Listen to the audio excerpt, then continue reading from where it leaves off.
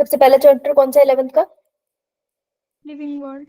World living world done है हमारा। उसके बाद बायोलॉजिकल बेटा माइक। मैम उसके बाद एनिमल, एनिमल किंगडम उसके बाद बायोमोलिक्यूल्स, उसके बाद cell cycle and cell division उसके बाद body fluids breathing and exchange of gases breathing and exchange of gases, उसके बाद बॉडी फ्लूइड्स, यो मैम उसके बाद सर्कुलेटरी बॉडी फ्लूइड ही सर्कुलेशन इज एक ही चैप्टर है। एक्सक्रीटरी सिस्टम एक्सक्रीटरी सिस्टम को टोटल कितने चैप्टर है? 9 8। 9 कैसे? 9 तो चल रहा है ना अभी। Yes ma'am. हाँ तो कितने चैप्टर कर दिए पूछा था मैंने, तुमने किया है? देख रहे हो, तू ही देख लो। मुश्किल से 3 बच्चों का लगा है कि 3 8 है, बाकी सबके हिसाब से किसी का 7 है। 4 बच्चों को लगता है 4 चैप्टर हुए हैं, ठीक है। 8 बच्चों को लगता है 9 चैप्टर हो गए। अच्छा तुमने एक आगे लगा दिया, ठीक है चलो। 8 और 9 फिर भी मैं मान गई। 7 का और 4 का तो कोई सेंस ही नहीं बना। How come? भाई तुम्हें चैप्टर नहीं पता तो रिवाइज क्या कर रहे हो? तुम्हारे 8 चैप्टर हो चुके हैं ना, तो तुम इसे रिवीजन पे डाल सकते हो। इसे रिवीजन पे डालो, ये बहुत इजी है। ये तुम्हारा मुश्किल से 1.5 आवर का काम है, जिसमें आपकी एनसीईआरटी भी हो जाएगी प्लस आपके पीवाईक्यूज भी लग जाएंगे। ये इतना छोटू है। बायोलॉजिकल क्लासिफिकेशन लेगा आपका 1 डे रिवीजन के लिए, एनिमल किंगडम लेगा 1 डे रिवीजन के लिए, बायोमोलिक्यूल्स भी लेगा 1 डे रिवीजन के लिए, सेल भी ले लेगा 1 डे। तो बाकी के चैप्टर 1 डे ले लेंगे, ये भी 1 डे लेगा, ये भी 1 डे लेगा आपका, ये भी आपका 1 दिन ले जाएगा। 1 2 3 4 5 6 7 7 डेज, यानी कि 1 वीक हुआ ना। आप 1 वीक में अपना पूरा 1 वीक में अपना पूरा 11th रिवाइज कर सकते हो। अभी कौन सा चल रहा है? कितने दिन बचे? 22 देखो जनवरी में कितने दिन बचे? 22 23 22 23 24 25 26 27 28 29 30 31। You actually have more than a week to complete your revision. बहुत अच्छी अपॉर्चुनिटी है, कंप्लीट योर रिवीजन, क्योंकि तुमको इसके बाद टाइम नहीं मिलेगा। हम 12th स्टार्ट करेंगे तो तुम कब रिवाइज करोगे? बिना रिवाइज करे पढ़ना कुछ नहीं होता, उससे लिटरली कोई क्वेश्चन नहीं निकलता अगर तुमने बिना रिवाइज करे पढ़ा है। समझ आई? तो इस वीक को रिवीजन पे लगाओ। आज तुम्हारे पास टाइम नहीं बचा, लेकिन आज तुम्हारे पास एक्स्ट्रा क्लास है किसी सब्जेक्ट की? Ma'am physics. फिजिक्स की क्लास है तो मंडे में सिर्फ समझ लेती हूँ कि निकल गया तुम्हारा। अगर तुमने सुबह से कुछ नहीं किया है तो तुम क्लास के बाद पढ़ सकते हो, मैं तो मानती हूँ मंडे निकल गया। या ट्यूसडे वेंसडे रिवीजन हमेशा अर्ली मॉर्निंग करो, उठते ही सबसे पहले रिवाइज करो। एक एनसीईआरटी की बुक रखनी है, एक तुम्हें नोट्स की कॉपी रखनी है, सिर्फ 2 चीजें रखनी है और तो कुछ रखना ही नहीं है। उन दोनों को रिवाइज करो तो तुम दिन स्टार्ट करने से पहले ही चैप्टर रिवाइज करके जाओगे। तो Tuesday Wednesday Thursday Friday Saturday Sunday, and Sunday को जो मिस हुआ है जैसे द लिविंग वर्ल्ड है उसको संडे को कवर कर लेना किसी और चैप्टर के साथ। सो रिवाइज इट बिफोर 28 ताकि तुम्हारा 11th रिवाइज हो जाए। समझ आई बात? Make a plan. अगर मैं इसको लगा लूं तो मैं इसको ले लेती हूँ कि बायोलॉजिकल क्लासिफिकेशन की टाइम लगेगा इसमें, ऐसा नहीं इजी हो जाएगा। लेकिन एक्स्ट्रा वो हेल्प बुक से मत पढ़ने बैठ जाना, प्रोजेक्ट मॉर्निंग खोल के बैठ गए फिर नहीं होगा ये कंप्लीट। तुमको पढ़नी एनसीईआरटी, पेपर उसी से आता है, और तुम्हारे नोट्स मोर देन इनफ है, बहुत इन्फॉर्मेशन है उनमें। ट्यूसडे को ये पढ़ा, ठीक है, ट्यूसडे को बायोलॉजिकल क्लासिफिकेशन पढ़ा, तो वेंसडे को ये कर सेल वाला, फिर थर्सडे को एनिमल किंगडम कर। और थर्सडे को एनिमल किंगडम जब लगाएगी तो यू विल सी कि एनसीईआरटी से रिवाइज करते करते धीरे धीरे याद होगा, इसमें बहुत सारी इन्फॉर्मेशन है ना, ठीक है। थर्सडे, उसके बाद फ्राइडे को ब्रीदिंग लगा, फिर सैटरडे को बायोमोलिक्यूल्स लगा ले, फिर आता है आपका संडे, तो संडे को लगा ले ये, क्योंकि ये तो छोटू है, ये लगा। अपना संडे का टेस्ट दे और साथ में टेस्ट एनालिसिस करके रख। टेस्ट एनालिसिस जरूरी होती है ना, अपनी गलती पता चल जाती है, ताकि जब हमें डिस्कस करो तो तुमको पता चले तुम कहाँ है। Monday then Tuesday, next Monday and next Tuesday. By this तुम्हारा सारा जो प्रीवियस है वो रिवाइज हो चुका होगा। समझ आई? हमारे पास एक अच्छा एज हो जाएगा, because only January you gonna study 11th। February आते ही हम लोग क्या करेंगे, 12th की रिवीजन स्टार्ट करेंगे। मोस्ट प्रोबेबली आपकी जो क्लासेस है वो ओवर हो जाएगी, मैंने पूछा था तो मोस्ट प्रोबेबली आपकी क्लासेस, मोस्ट प्रोबेबली, अभी फिक्स डेट नहीं है, वो तो आपको वही बताएंगे कि आपकी फरवरी 15 से बंद हो जाएगी क्लासेस, नेक्स्ट 17 से, सॉरी। तो अगर फरवरी 17 से बंद हो रही है, दैट मीन्स वी हैव 1 से लेकर 17, तो हमारे पास सिर्फ 17 डेज है आपका सारा रिवाइज करने के लिए, जिसमें से कितने संडेज आ गए, तो संडे हो गए, तो 15 डेज हो गए हमारे पास 12th रिवाइज करने के लिए। तुम समझ रहे हो ना, पूरी 12th है, तो 15 दिन तो उसमें आराम से लगेंगे, आधा महीना लग जाएगा उसे करने में, है ना। तो आपको 11th अपने आप से ही रिवाइज करते हुए चलना है, मैं इसकी रिवीजन नहीं करा पाऊंगी। इसके बाद हम जनवरी के बाद हम 11th पता कब पढ़ेंगे, सीधा अप्रैल में, और आपके सारे पेपर आएंगे उसके बाद, सीधे सीधे सारे पेपर। समझ रहे हो तुम, ऐसा कभी नहीं होगा कि तुमको एक महीना फ्री मिले जिसमें तुम प्रिपरेशन कर पाओ। तुम अप्रैल में पढ़ोगे, मई में तुम्हारा नीट आएगा, ठीक है। उसके बाद कोई ना कोई स्कूल का, बेटा माइक बंद कर ले, जून में कोई ना कोई कॉलेज का एग्जाम आएगा जो तुमको भरवाया ही जाएगा। जुलाई तक तुम्हारा नीट का रिजल्ट आ जाएगा। उसके बाद अलग धक्के होते हैं, कहीं एडमिशन के लिए जाना है, कहाँ पे हमारी कट ऑफ आ रही है, उसके स्टेजेस चलते चले जाएंगे। फिर अगस्त आ जाएगा, अगस्त में आपके मोस्टली नर्सिंग वगैरह निकल आते हैं, जैसे पीजीआई की नर्सिंग निकल आती है, ठीक है, और पैरामेडिकल के एग्जाम्स निकल आते हैं, ठीक है। सितंबर मैक्सिमम कोई पेपर सितंबर तक जाता है। तो तुमको कोई मंथ नहीं मिलेगा आराम से बैठ के पढ़ने के लिए कि मैं अब बैठ के पढ़ूंगी, ऐसा कभी नहीं आने वाला।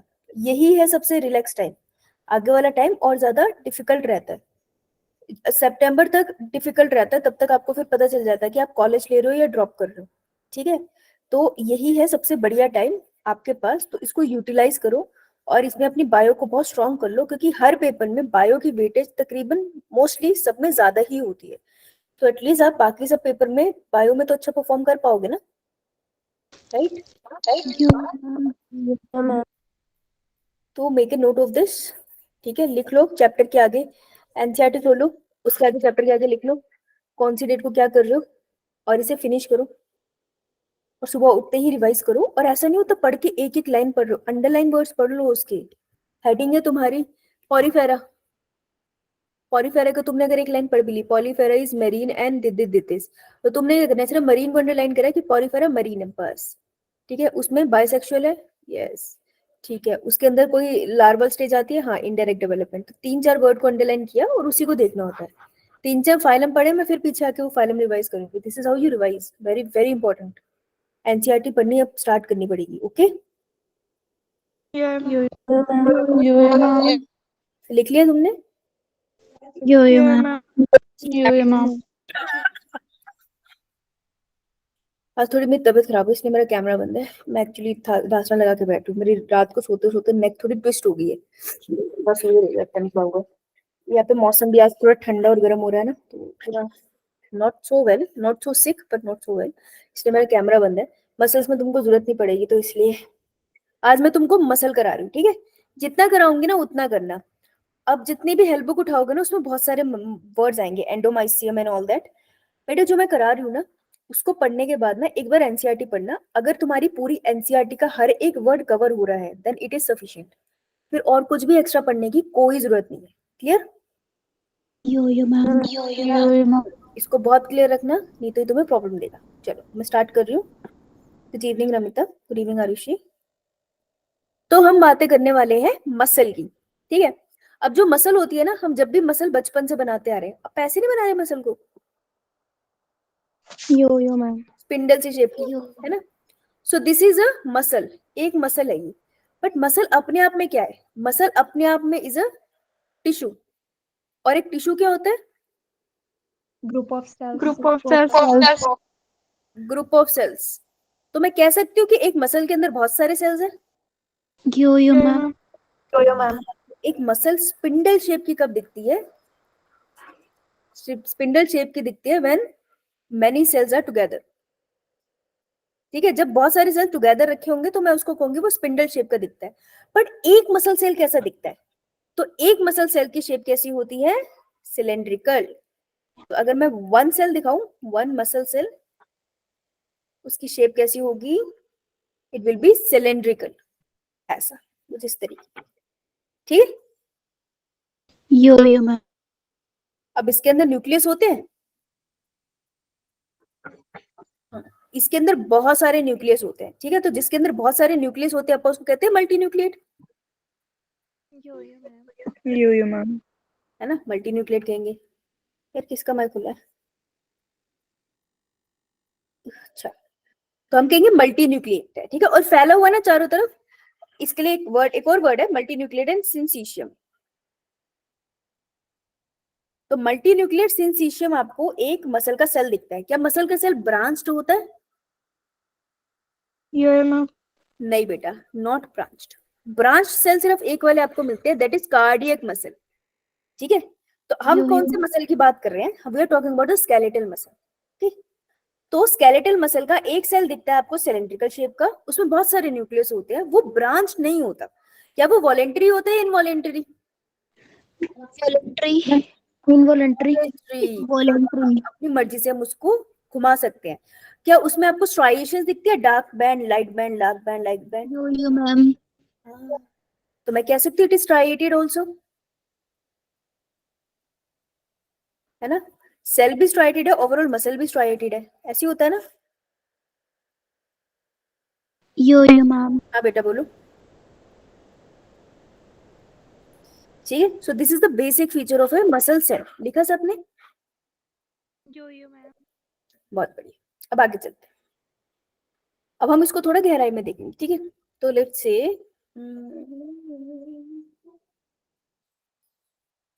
से दिस इज अ थाई।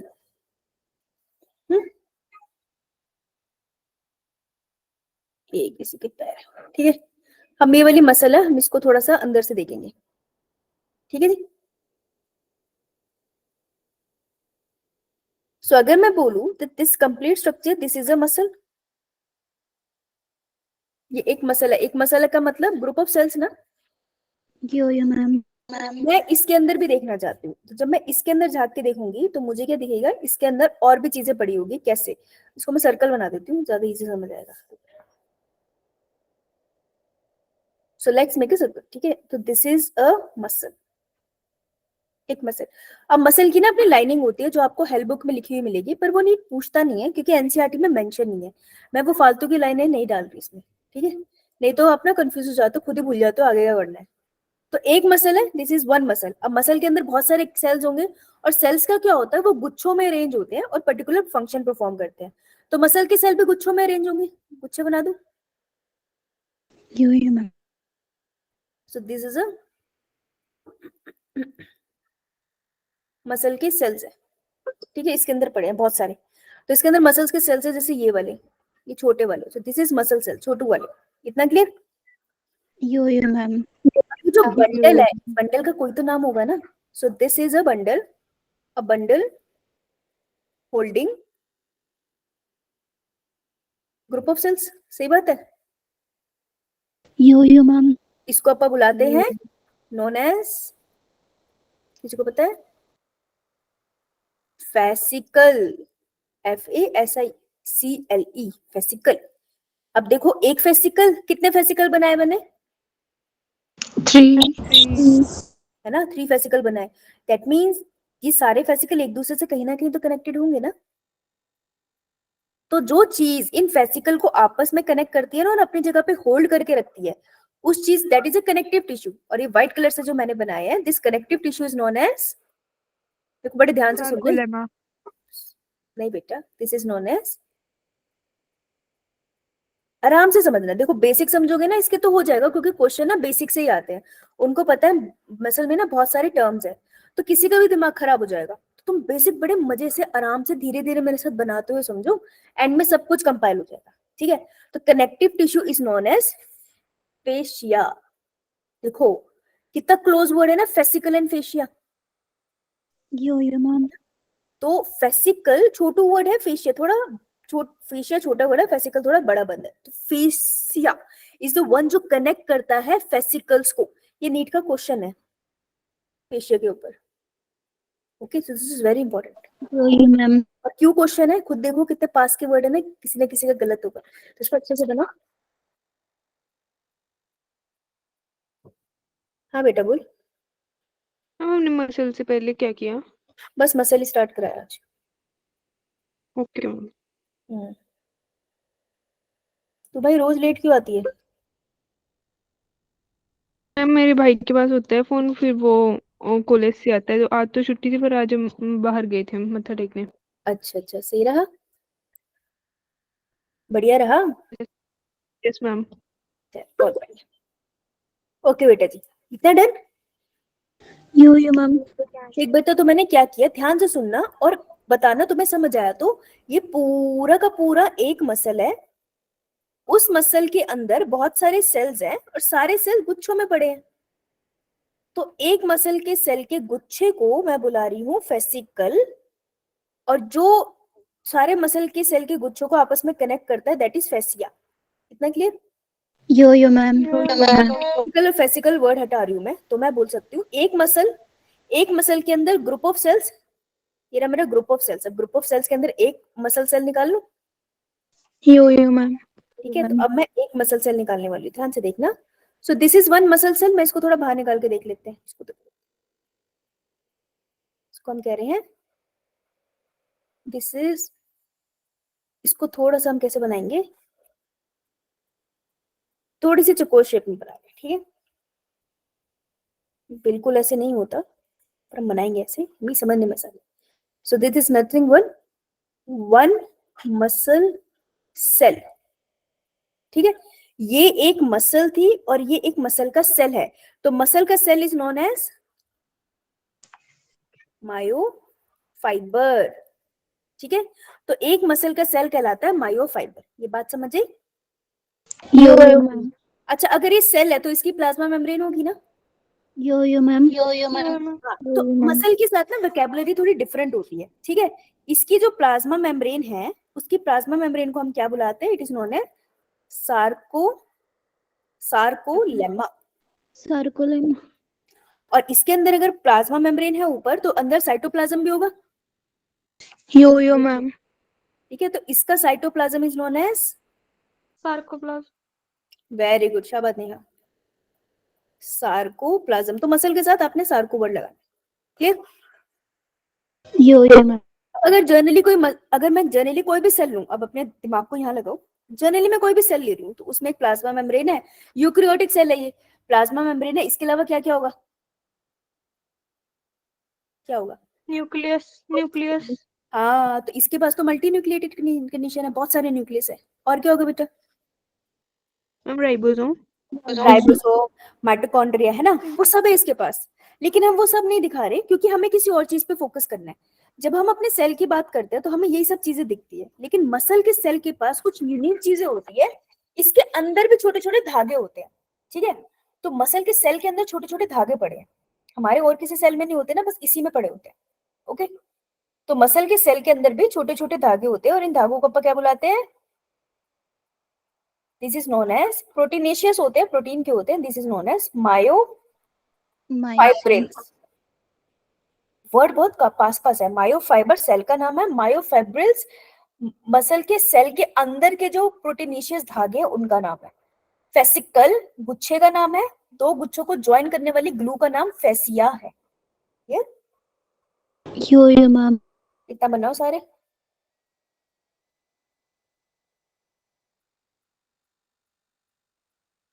हमें अगर समझना है मसल कॉन्ट्रैक्ट और रिलैक्स कैसे करती है, हमें मायोफिब्रिल्स पे ध्यान दें, ठीक है?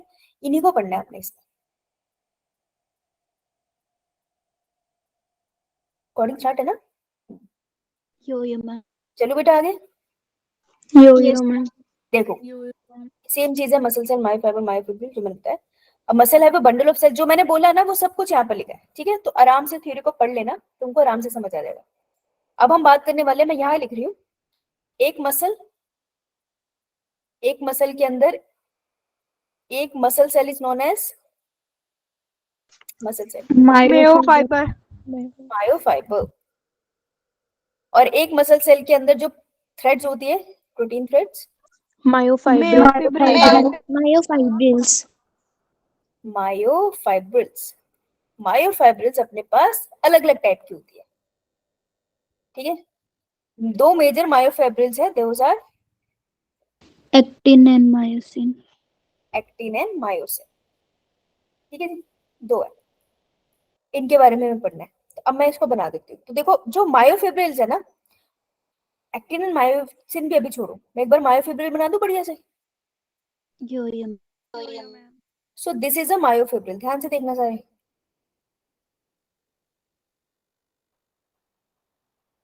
मायोफिब्रिल किसके अंदर पड़ी होगी? किसके अंदर पड़ी होगी?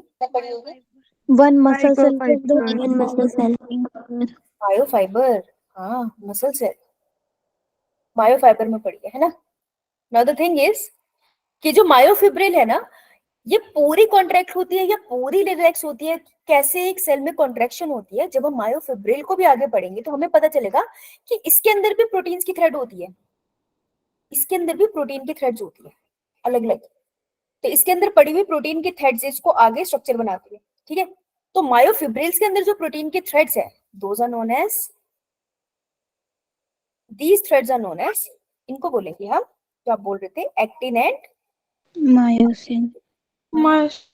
ये एक्टिन और मायोसिन नाम की जो प्रोटीन की थ्रेड है ना, वो कुछ अलग अलग तरीके से अरेंज होती है कि मसल फाइबर में कभी डार्क कलर दिखता है, कभी लाइट कलर, ठीक है। तो एक मसल सेल के अंदर, हमारे नॉर्मल सेल के अंदर ये सब नहीं होता, लेकिन एक मसल सेल के अंदर एक थ्रेड, बहुत सारी थ्रेड्स पड़ी हैं, उन्हें मायोफिब्रिल कहते हैं, और उन थ्रेड्स के अंदर भी छोटी छोटी थ्रेड्स बनी है जिनको हम एक्टिन और मायोसिन कहते हैं। क्लियर? मैम ये दोनों इकट्ठी प्रेजेंट होती हैं? नहीं, आगे पीछे होती है, यो यो मैम। जगह पे आगे पीछे होती है, ठीक है। अब इतना क्लियर सबको? यो यो मैम। ध्यान से देखना, अभी तुमको क्लियर हो जाएगा। सबसे बड़ा एक सेल का नाम है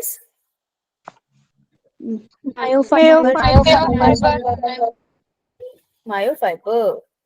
उसके अंदर मिलने वाले प्रोटीन के थ्रेड्स बहुत सारे होते हैं, मैं एक ही बना रही हूँ। मायोफिब्रिल्स। मायोफिब्रिल्स के अंदर मिलने वाली छोटे छोटे थ्रेड्स हाँ। अब अगर हम इसको ऐसे पढ़ेंगे ना, एक्टिन एंड मायोसिन खुला, तो ये सेंस नहीं बनाता। तो एक्टिन एंड मायोसिन फाइबर है ना। अब मेरे को बताओ, जब तुम संतरा खाते हो तो संतरे के ऊपर से व्हाइट व्हाइट फाइबर लगे होते हैं, यस मैम। क्या अटैच होते हैं एक्चुअल में?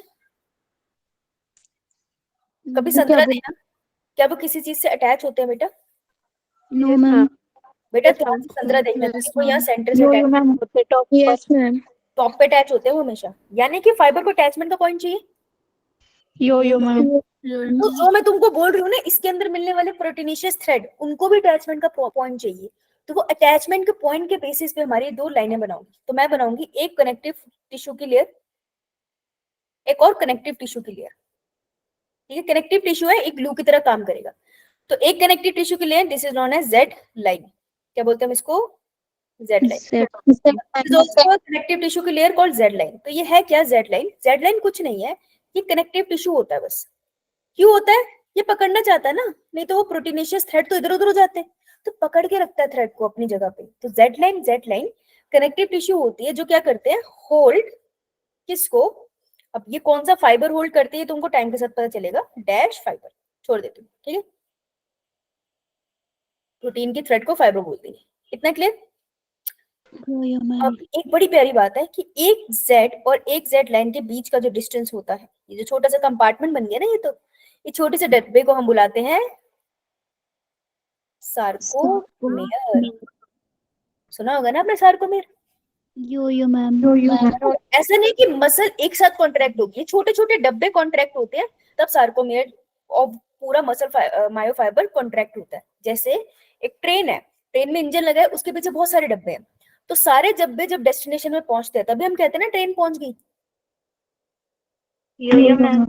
उसी तरीके से मायोफाइबर तब कॉन्ट्रैक्ट होता है जब इन सब में कॉन्ट्रैक्शन हो जाएगी, ठीक है। तो ये छोटे छोटे डब्बों में डिवाइड कर दिया हमने सार्कोमेयर। तो तुमको ये याद रखना है कि है कुछ नहीं, एक सेल है, जैसे हम नॉर्मल सेल पढ़ते हैं, एक सेल है, उसके अंदर प्रोटीन का थ्रेड है, उसके अंदर भी छोटे छोटे प्रोटीन के थ्रेड है। जो सबसे अंदर वाले प्रोटीन के थ्रेड है, एक्टिन और मायोसिन, वो इधर उधर बिखर ना जाए, इसलिए डिफरेंट डिफरेंट लाइंस आई है, जेड लाइन, एम लाइन। अब एक जेड लाइन और दूसरे जेड लाइन के बीच में डिस्टेंस को अगर मैं मेजर कर दूं तो इसको मैं बुलाऊंगी एक सार्कोमेयर, ठीक है। यो ओके,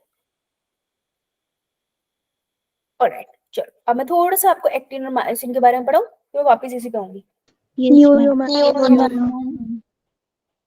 देखो थोड़ा सा इसको देख लेते हैं, वाली पिक्चर को। पिक्चर कौन से पेज नंबर पे है बेटा? 304। 304 304। देखो जो मैं दिखा रही हूँ बस उस पे ध्यान देना है, ठीक है।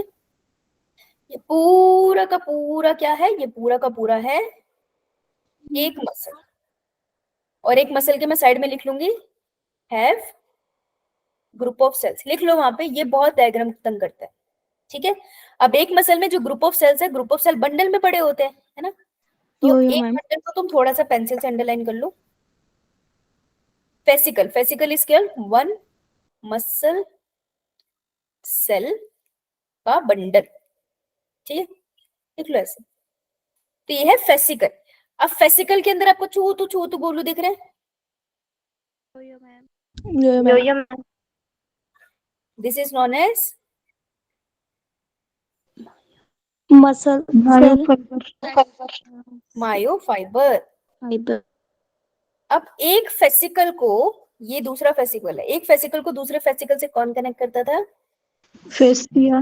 फेशिया। फेशिया कहाँ बनाएंगे, मैं ग्रीन कलर से बना रही हूँ, ये रे फेशिया, दिख रही है ग्रीन कलर से यहाँ पे यो भी। यो मैम। तो मैं ये लिख दूंगी फेशिया, और मैं लिख दूंगी कनेक्ट फेसिकल्स, ठीक है। यो अब ये मैम इन्होंने जो मैंने मायोफाइबर लिखा, इसने यहाँ भी मायोफाइबर लिखा, देखो मसल सेल, तो ये मायोफाइबर है। अब इन्होंने क्या किया, कुछ नहीं, मायोफाइबर को बाहर निकाल दिया। तो दिस इज मायोफाइबर, एक है सेल, लेबल होने के लिए आ सकता है ये, ठीक है। ब्लड वेसल्स तो ऑब्वियसली होगी। अब इन्होंने एक सेल को बाहर निकाला है, this is nothing but a myofibre, एक सेल है। और इसकी जो प्लाज्मा मेम्ब्रेन है दैट इज सार्कोलेमा, तो इसके साथ में लिख लो प्लाज्मा मेम्ब्रेन। बस इतना सही सेल इन्होंने यहाँ पे लेबल करा है, समझे। यस मैम अंदर के एक्टिन मायोसिन कुछ नहीं बताया आपको, तो इजी डायग्राम है, बस लेबलिंग ध्यान रखना, फेसिकल कौन, सैक्रोलेमा कौन, ओके। यो मैम। यो मैम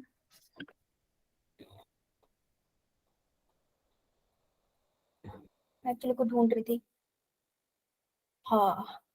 पहले मैं तुमको ये कराऊं, ये कराऊं, ये नहीं है, पहले मैं तुमको ज्यादा हो जाएगा, ये कराते हैं। चलो अब हम समझते हैं कि ये सब तो ठीक है, इतना तो हम समझ गए। अब हम समझने की कोशिश करते हैं कि कौन कौन से जो मेन मैं कह रही हूँ अंदर छोटे छोटे प्रोटीन के जो 5 थ्रेड्स है उनका नाम क्या है। तो जो छोटे छोटे प्रोटीन की थ्रेड्स है उनका नाम है actin myosin. Myosin actin and myosin. Actin and myosin. अच्छा, सिन का मतलब इंग्लिश में बेटा पाप, पता है तुम्हें वो, सिन का मतलब पाप। मायो से याद रखो मेरे, ठीक है। अब तुम क्या करते हो जब सर्दी होती है, बेड पे लेटते हो ना, उठ रानी मुझे, बेड पे नागिन डांस होता है ना, यो मैम। है ना, है ना, होता सबका ही होता है ठंड में। नागिन डांस तो बनता है यार ठंड में, मतलब ठंड का तो मजा भी यही है नागिन डांस करना, है ना। तो तुम नागिन डांस करते हो सुबह सुबह, तो तुम सुबह सुबह क्या करते हो, एक्टिंग। तो तुम सुबह सुबह एक्टिंग करते हो, इसी वजह से तुम्हारे पापों का, तुम्हारे जो पाप है, मेरे पाप, उनका एक घड़ा है, ठीक है। और इन्हीं एक्टिंग की वजह से वो घड़ा क्या होता जा रहा है, भरता जा रहा है बताया है ना, पापों का घड़ा भरता जा रहा है। और अगर भरता जा रहा है तो कैसा होगा, हैवी या लाइट, हैवी। Heavy, heavy. चला जा रहा है ना। तो मेरे को क्या याद है एक्टिंग से, कि मैं एक्टिंग करती हूँ सुबह सुबह, ठीक है। और मायोसिन से मुझे याद है मेरे पापों का घड़ा भर रहा है, क्योंकि मैं सुबह सुबह एक्टिंग करती हूँ, इतना याद रहेगा। यो मैम पापों का घड़ा तो भारी होता है, तो इससे हम याद रख सकते हैं कि जो मायोसिन होता है वो कैसा प्रोटीन का थ्रेड है, heavy thread, heavy. Heavy thread. और एक्टिन कैसा है, लाइट। लाइट। ऐसे भी याद कर सकते हो कि जो एक्टिंग करती है एक्ट्रेसेस जनरली कम वेट की होती है, वैसे तो सब वेट की होनी चाहिए, पर कम वेट की जनरली आपको दिख जाती है ना, यो मैम। है ना। तो मायोसिन मेरे पापों का जो घड़ा है वो भर गया है, उससे याद रहेगा मुझे मायोसिन, मेरे सिन से मुझे याद रहेगा इट इज हैवी। तो myosin is a heavy one and acting is a light one protein chain, clear. Yo yo ma'am ma'am. अब जो भारी भारी है, अगर मैं उसको सीसो तो देखा ही होगा तुमने, ऐसे ऐसे बिठा देते हैं, यो मैम। सीसो ऐसे बिठा देते हैं। तो अगर मैं सीसो ऐसे रख लूं और मैं भारी भारी मेरे को यहाँ बिठा दो, भारी भारी तुमको, और तुम पतले पतले बच्चों को यहाँ बिठा दो, क्या बनेगा तुम्हारा? ये तुम हो और ये मैं। हम तुम तो हवा में उड़ेंगे। हवा में ही उड़ोगे, है ना? ठीक है, अगर मेरे को इस तरफ बिठा दो और तुमको इस तरफ बिठा दो तब भी क्या होगा? तो भी हम हवा में हम हवा में। तो तुम एक काम करो ना, मुझे उठा के ना सेंटर में बिठा दो, ठीक है, और फिर तुम आपस में खेल लो, तो ठीक रहेगा ना? Yo ma'am. तो भारी को हमने क्या किया, हैवी वाले को at centre, heavy at centre, ऐसे कर दे। यो मैम। इतना क्लियर? यो वहां लिखो अपनी कॉपी में, जो मैं अजीब सा कर रही हूँ उसको लिखो, क्योंकि ये याद ऐसे ही होगा और क्वेश्चन इसी पे आते हैं। देखो ये टॉपिक डिफिकल्ट हो जाता है वर्ड्स की वजह से, तो इसमें पेपर इजी आता है। जो पेपर टॉपिक डिफिकल्ट इजी होता है उसमें पेपर डिफिकल्ट आता है। Just give me a minute.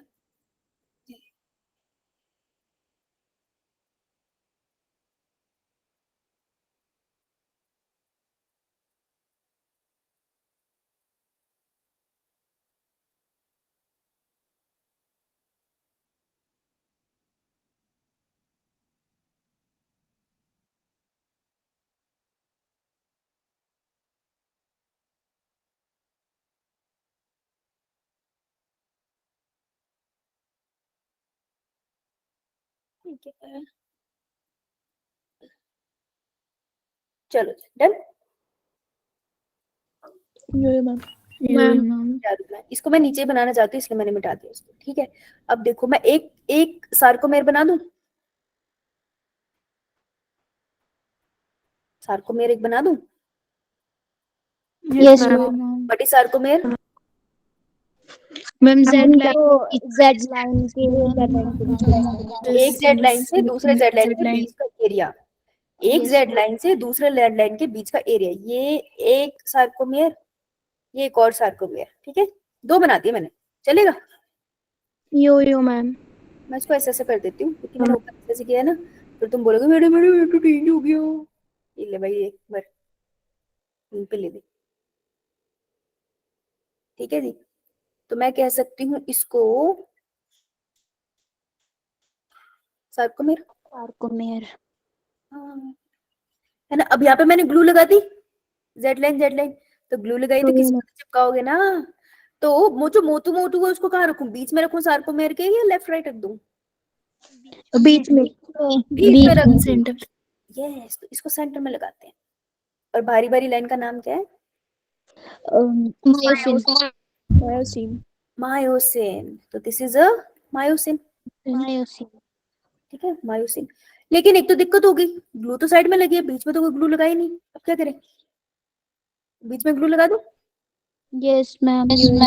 हम ग्लू बीच में लगा देते, कुछ कुछ कुछ कुछ कुछ कुछ कुछ। इसको थोड़ा सा इसके ऊपर लगाते हो, ये ऊपर हल्की।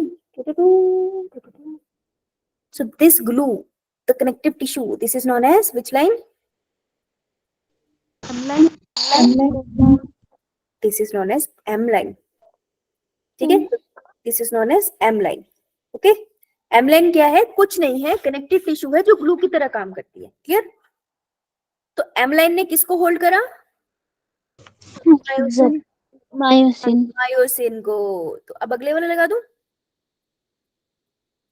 यस ठीक है, ध्यान से देखना। तो अब आता है एक्टिन प्रोटीन। एक्टिन वो था ना जो पतलू पतलू था, उसको पतला बनाएंगे, तो वो यहाँ लगता है। जेड लाइन भी तो लगी है ना, इस ग्लू का क्या करेंगे? तो इस ग्लू के ऊपर अपन लगा देंगे एक्टिन को। देख लो दूसरे सार्कोमेर में भी जा रहा कम भगत। यो मैम। ये तो पत्तू है ना, कहीं भी घुस जाता है, ठीक है। तो this one is known as which one? This is an myosin की एक्टिन? एक्टिन। और एक्टिन को किसने होल्ड कर रखा है? ए लाइन ध्यान से देख बेटा, जेड लाइन ने। रेड लाइन ने। अब मैं तेरे से क्वेश्चन पूछूंगी, ध्यान से सुनेंगे सारे। विच protein thread is heavier, actin और मायोसिन? मायोसिन। अभी इसी पिक्चर को देखेंगे, ठीक है, इस सार्कोमेर वाली। A sarcomere is a area between one Z line and one M line. Ma'am, one Z line and one Z line and another Z line. One Z line and one Z line, दो Z line के बीच का area. Actin is sorry, Z line passes from the center of myosin. No, ma'am, on the center of actin. No, ma'am, actin. हाँ correct. देखो जो myosin है ना मोटू का, M से मायोसिन, एम से ही एम लाइन आपका सेंटर में याद रह जाएगी, है ना. और जेड वाला जो है वो एक्टिंग कर रहा है, तो जेड एबीसीडी में लास्ट अल्फाबेट होता है ना, तो जेड लास्ट है, तो फर्स्ट अल्फाबेट क्या है? ए. भी याद रह जाएगा, है ना. तो दो तरीके से याद रख सकते हैं हम. अब अगर मैं तुम्हें इसी डायग्राम से एक फॉर्मूला बनाने को बोल दूं, तो मुझे बस ये बता दो अपनी लैंग्वेज में बताना, ठीक है. I'll check in the chat box कि एक सार्कोमेयर में क्या क्या है, देख के बताओ. एम लाइन और जेड लाइन मेंशन नहीं करनी है, एक सार्कोमेयर में क्या क्या है चैट बॉक्स में. वन सार्कोमेयर इक्वल्स टू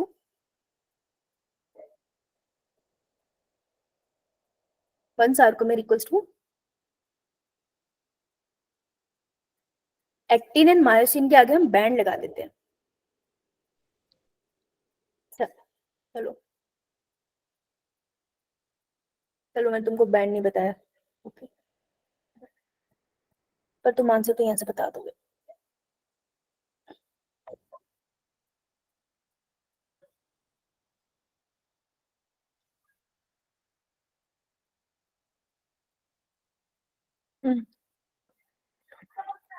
बेटा एक्शन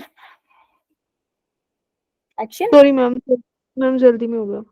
कोई बात. एक्टिन एंड वन मायोसिन, सही बात है. एक्टिन एंड मायोसिन, बेटा ये विशाल गलत है. दो एक्टिन है, एक ये वाला एक्टिन है, ये एक ये वाला एक्टिन है, और आधा आधा है, हाफ एक्टिन है.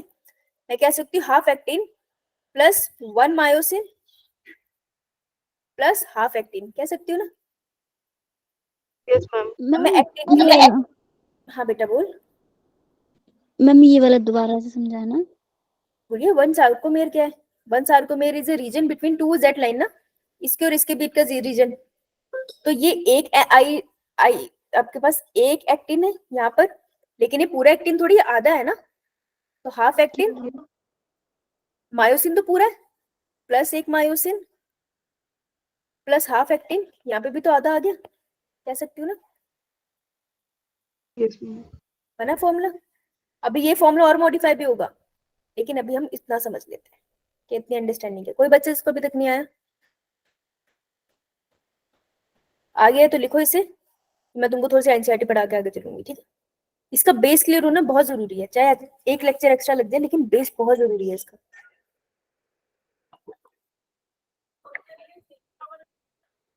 मैम ये से हाफ कैसे आया एक्टिन? देख बेटा, एक्टिंग का जो थ्रेड है वो देख यहाँ से यहाँ तक नहीं है, यो मैम. है ना. और ये देख ये जेड लाइन है, तो इस जेड लाइन से इस जेड लाइन के बीच का रीजन देखना है ना मुझे. तो देख इधर तो आधा ही आया है ना. Yo ma'am. हाँ आइए, नेचुरली आधा है. अब देख, अब तो ठीक लग रहा है आधा आधा. Yes ma'am. हाँ ऐसे ही आता है.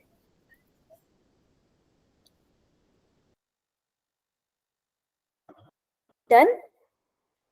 Yo ma'am. चलो एनसीईआरटी पढ़ेंगे हम, भागेंगे नहीं हम, एनसीईआरटी पढ़ेंगे पहले.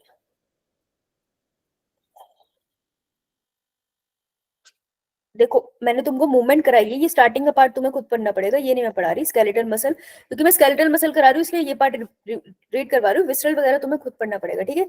स्टडी करना है इसको. बोल बेटा.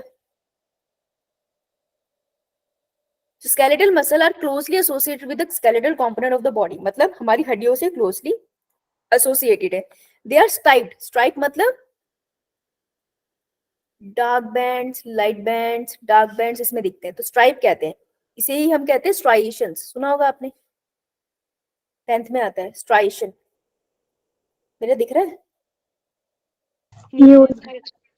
ठीक है. Appearance under the microscope, microscope में दिखेगी स्ट्राइएशंस, नेकेड आई से देखेगी तो नहीं दिखेगा, ठीक है. तो striped appearance under the microscope and hence are called striated muscles as their activity are under the voluntary control. तो कैसी इनकी एक्टिविटी वॉलंटरी कंट्रोल के अंदर होती है, फ्रॉम द नर्वस सिस्टम. मेरे दिमाग कहेगा तो ये मूव करेगी.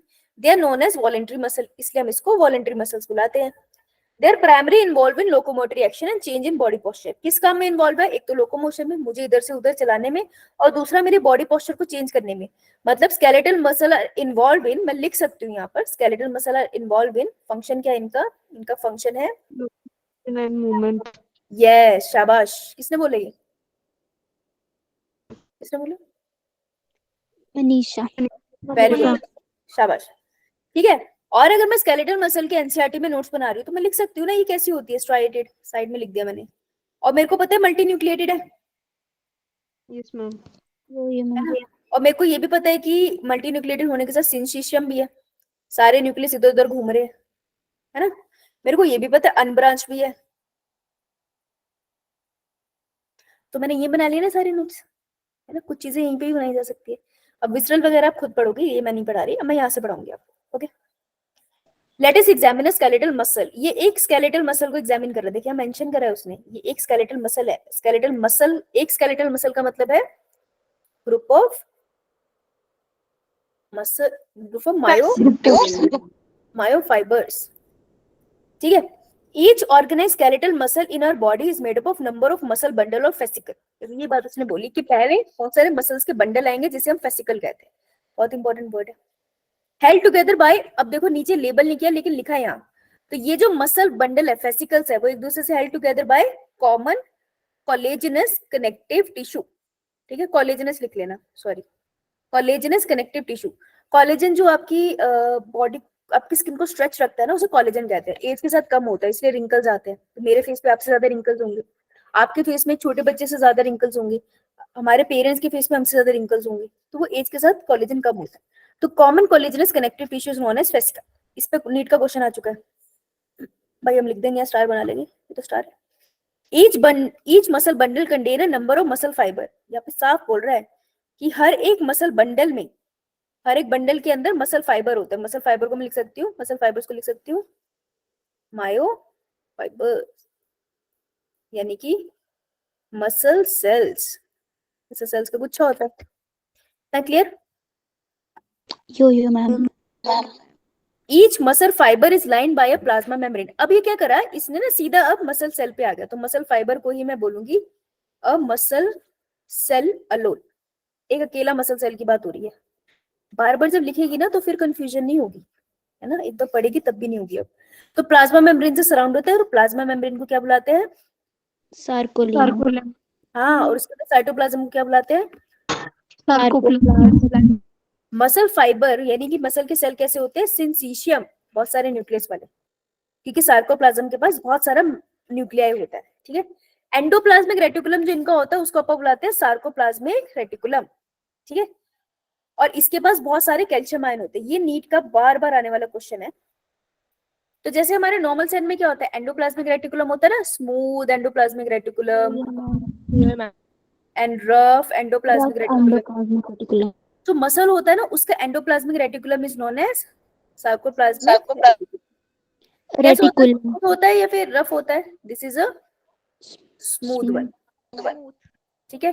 और इसका बहुत सारा क्या स्टोर होता है? इसका बहुत सारा स्टोर होता है Calcium ions. कैल्शियम। ठीक है। तो हम उसका से बना लेंगे Ca2 पॉजिटिव। ये बार बार पूछेंगे आपके, इसके बिना मसल कॉन्ट्रैक्शन नहीं हो सकती, वेरी इंपॉर्टेंट। ठीक है, बार बार पूछते, अंडरलाइन करो उसको, बहुत इंपॉर्टेंट लाइन है। A characteristic feature of a muscle fibre. देखो कैरेक्टरिस्टिक फीचर मतलब उसका मेन फीचर, तो ये आ गया क्वेश्चन। तो characteristic feature of a muscle fibre in the is the presence of a large number of parallelly arranged filaments of sarcoplasm known microfilaments or myofibrils। तो बहुत सारे मायोफिब्रिल्स जो होते हैं वो उसके कैरेक्टरिस्टिक फीचर है। जैसे मैमल का कैरेक्टरिस्टिक फीचर क्या है? उसके पास मेमोरी ग्लैंड होते हैं ना, ब्रेस्ट होती है। उसी तरीके से हमारे सेल का, मसल के सेल का कैरेक्टरिस्टिक फीचर है उसके अंदर वाले थ्रेड्स नोन एज मायोफिब्रिल्स, जो एक दूसरे के ऊपर पैरेलली लगे होते हैं। तो मैं तुमको एक्टिन मायोसिन दिखा रही हूँ ना, वो इसके अंदर ही तो है, तो ये भी बहुत सारी थ्रेड्स लगे होते हैं। बात समझ आई? मुश्किल है, एक बार पढ़ना दोबारा। Each myofibril has alternate dark and light band। देखो ये यहाँ पहुंच गया इस वाली पिक्चर में। ये मायोफिब्रिल है ना, ग्रीन वाला, इसने बोला ये बहुत सारे ग्रीन वाले एक के ऊपर एक लगे हैं। अब ये मायोफिब्रिल के अंदर की बात कर रहा है। ठीक है। Yo, ma'am. तो each myofibril has alternate, alternate मतलब एक के बाद एक, जैसे पहले प्रीति खड़ी होगी, फिर पूजा खड़ी होगी, फिर मनीषा खड़ी होगी, एक के बाद एक. Each myofibril has alternate light and dark band on it. A detailed study of myofibril has established that the striated appearance is due to the distribution pattern of two important protein, actin and myosin. यहाँ से हमारा question बनता है assertion reason. कैसे? वो कह रहे हैं कि assertion दे देंगे आपको.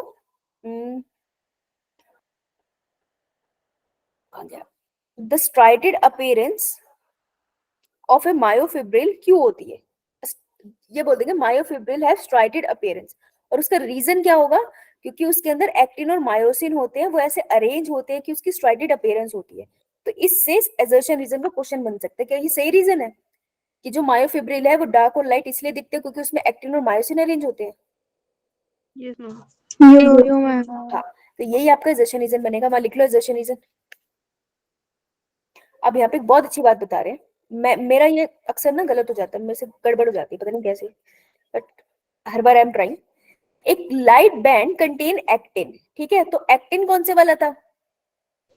मुझे हल्का वाला. जो हल्का था वाला था थे. और मायोसिन, मेरे पापा का घड़ा कैसा था? हैवी. तो क्या कह रहे हैं? Light band contain actin. तो जो लाइट लाइट कलर का दिखता है वो एक्टिन. तो ये क्या बनाता है? Actin light bands. हल्का है ना तो लाइट बैंड बनाता है, और इसी को हम बोलते हैं आई बैंड्स.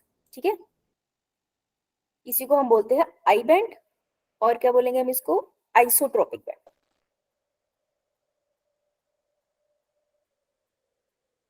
जो हैवी वाला है मायोसिन, वो बनाता है हमारा डार्क बैंड. हैवी है ना, डार्क बैंड बनाता है. ठीक है, और इसे हम बोलते हैं एनाइसोट्रोपिक. कैसे याद रहेगा? जो मैं कोशिश करती हूँ याद करने की, वो ऐसे कि एक्टिन के साथ एनाइसोट्रोपिक नहीं लगाना है, ए के साथ ए नहीं लगाना है. मुझे ऐसे याद है. ठीक है, तो मैं हर बार पहले लिखती हूँ, फिर मुझे याद आता है ये. ओके, कर सकते हैं हम ये? तो अगर अब मैं तुमसे पूछूं, दोबारा से अपनी कॉपी देखो है, और मैं यहाँ लिखने वाली हूँ, तो तुम मुझे कॉपी देख के बताओगे कि 1 सार्कोमेयर इक्वल्स टू, अब वहां पे एक्टिन और मायोसिन की जगह लाइट बैंड और डार्क बैंड, आई बैंड और ए बैंड लिखो. लिख के बताओ. मैम हाफ भी लिखना है? हाँ बिल्कुल, उसी से क्वेश्चन बनता है. पीवाईक्यू है. Half plus 1 A band plus band. 1 sarcomere would be half half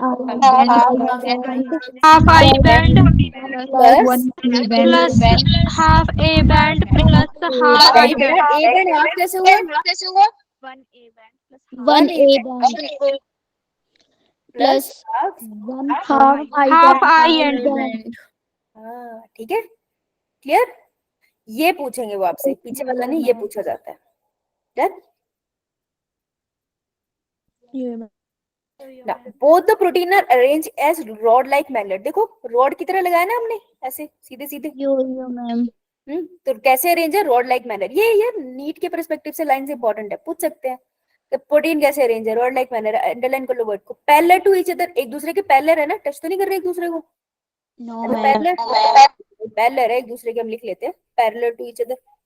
and also longitudinal axis of the myofibril. Myofibril की ये लंबी वाली एक्सिस है, उसी के तो पैरेलल ये भी पड़े हैं. तो ये इन्होंने पोजीशन बता दी. देखो ना, ये देखो ना, ये भी ऐसे लंबी है और ये भी ऐसे हॉरिजॉन्टली लंबा है. तो पोजीशन बताई ना, पोजीशन पे क्वेश्चन आते हैं, पूछते हैं, जाहिल से क्वेश्चन है ये, पर बनते हैं. तो मैं ये पूरी लाइन को अंडरलाइन कर लूंगी. Actin filament thinner as compare to myosin filament, ये तो हमको याद ही हो गया. ठीक है, थिन फिलामेंट की बात है ना. अब अपनी कॉपी देखो, अपनी कॉपी देखो, ये सार्कोमेयर नीचे बना है, तुम अपनी कॉपी देखो, उससे देखेंगे. In the centre of each I band, बेटा आई बैंड पूछ रहा है, तो in the centre of each I band कौन सी लाइन होती है? बेटा कॉपी देख के बताना. आई बैंड के सेंटर में कौन सी लाइन होती है? मैम यस, देखो ईच आई बैंड के बीच में कौन सी है? Z line. तो मैं इसको लिख दूंगी नीचे जेड लाइन, लिख लूंगी मैं, कोई चक्कर नहीं है. आते ऊपर आते हैं. विच बाइसेक्टेड, बाइसेक्टेड इसको काट रही है ना दो में, A thin filament are firmly attached to the Z line. तो फंक्शन बता रहा है कि Z line ने क्या किया, उनका रिलेशनशिप है, थिन फिलामेंट फर्मली अटैच करता है Z line को, इसलिए तो उसके सेंटर में होती है, पोजीशन पे रखती है उसको. The thick filament in the A band is also held together. Middle में से कौन सी जा रही होती है A band के? M line. लाइन. देखो यहाँ लिखा है by a thin fibrous membrane which is known as M line. ठीक है, thin fibrous membrane वर्ड लिखा तो ये याद कर लो. और तो कनेक्टेड टिश्यूज ही है, डिफरेंट वोकैब दे देते, तुम ये याद करो जो लिखे हैं यहाँ. thin fibrous membrane called M line. A and I bands are arranged alternately throughout the length of the myofibrils. Alternate तो है, एक के बाद एक के बाद एक, तो कैसे अरेंज है पूरी लेंथ में, ये बात वो बोल रहा है, वो कुछ अलग नहीं बोल रहा है. डायग्राम देख के करोगे ना तुमको सब समझ आएगा, वो यही बोल रहा है. और ये सारी लाइंस इंपॉर्टेंट है तो इसलिए मैं ऐसे करा रही हूँ. The portion of the myofibril between two successive Z line, this is the most important line, कि वो पोर्शन दो सक्सेसिव मतलब एक के बाद एक जो लाइंस आ गई है, उसको हम कहते हैं फंक्शनल यूनिट ऑफ कॉन्ट्रैक्शन. क्या बोलते हैं? Functional unit of contraction, and it is known as sarcomere. तो बेटा सार्कोमेयर के साथ, ये नीट का क्वेश्चन है, सार्कोमेयर के साथ लिखो it is a functional unit. Muscle fibre contract या रिलैक्स करेगा, वो किस पे डिपेंड करता है? इसके ऊपर. और कैरेक्टरिस्टिक फीचर क्या था?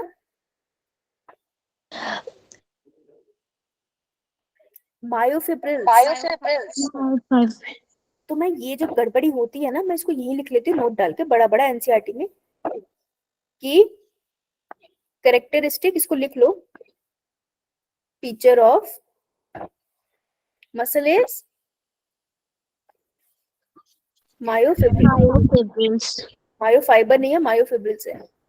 और functional unit of contraction, contraction के लिए कौन है? सार्कोमेयर. बस ये फंक्शनल यूनिट उसको लिख देंगे और दूसरे को ये लिख देंगे. अब तो नहीं गलत होना चाहिए ना, ये अभी भी गलत होगा अगर रिवाइज नहीं करोगे तो. In the resting state, the edge of thin filament on either side of the thick filament partially overlap the free end of the.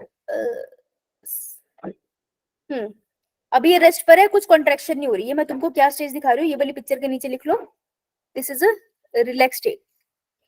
Relax state, relax state में तुमको क्या दिख रहा है कि जो आई फिलामेंट है उसने पार्शियली ए फिलामेंट को कवर कर रखा है ना, यो मैम, है ना. तो इतने रीजन में ए फिलामेंट को कवर कर रखा है, राइट. तो अब पीछे जाते हैं, हम ध्यान से सुनेंगे. ये उसने बोला the edge of the thin filament on either side thick filament को पार्शियली कवर करता है, लीविंग द सेंट्रल पार्ट जहां पे सिर्फ थिक फिलामेंट है. The central part of thick filament जहां पर कोई भी थिन फिलामेंट नहीं है उसको हम एच जोन कहते हैं. तो एच जोन क्या होगा? जहां पे सिर्फ और सिर्फ क्या चीज होगी? एक्टिन और दूसरे एक्टिन के बीच के डिस्टेंस को बोलेंगे. नहीं, जहां पर सिर्फ, नहीं ये गलत तरीका याद. सेंटर पार्ट में जो थी, ओनली, ध्यान से सुनो, ओनली थिक फिलामेंट मतलब कौन प्रेजेंट है? मायोसिन. मायोसिन. मायोसिन मतलब कौन सा band? A band. A band. A band बोलेंगे, ए बैंड नहीं बोलेंगे, ए बैंड गलत बता होगी. ए बैंड तो पूरे को बोल देते हैं हम. जहां पर सिर्फ थिक फिलामेंट प्रेजेंट है उसको अपन बोलते हैं कौन सा zone? H zone. H zone. ठीक है. तो कैसे याद रखेंगे हम लोग? हम ऐसे याद रखेंगे कि सबसे बाहर का जो लाइन है दैट इज जेड लाइंस, दो जेड लाइन के बीच में जो बना है दैट इज सार्कोमेयर. अंदर आऊंगी मैं देखूंगी कि आई बैंड जो है वो जेड लाइन से लगे हैं और ए बैंड जो है हमारे वो एम लाइन से लगे हैं. तो सेंटर में एम लाइन है और यहाँ पे जेड लाइन है.